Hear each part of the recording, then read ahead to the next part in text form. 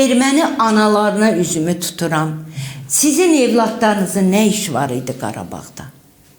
Siz niye gelip bizim torpağımızda savaş aparırdınız? Ne için ölürdü sizin evlatlarınız? Ben bir anayım.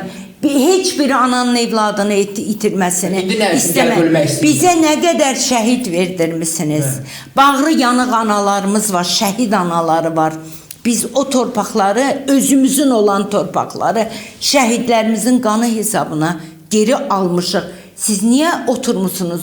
Niye o siyaseti yürüden, o Fransa'nın, onun bunun uşaqlığını yapan devletinizin karşısına dikilip demirsiniz ki bizim evlatlarımız gelir. Boşu boşuna ölür evlatlarımız.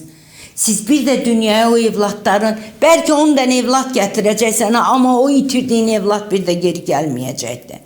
Çok büyük işler düşür oranın da insanlar. Yani ermeni xalqı bu meselede öz sözünü deməlidir.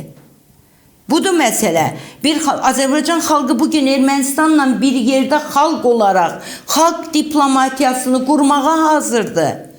Ben insanlarımızın içinde oluram, görürəm bunları.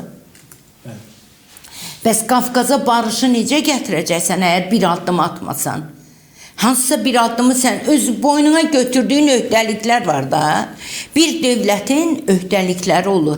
Ermənistan hansı öhdəliyini indiyə qədər həyata keçirib? Heç birini. Hansı millət Ermənistana, erməni xalqına güvənəcəkdir? Azərbaycan əlbəttə güclü bir ordu yaradacaq. Əlbəttə silahlanacaq. Həm də Azərbaycan.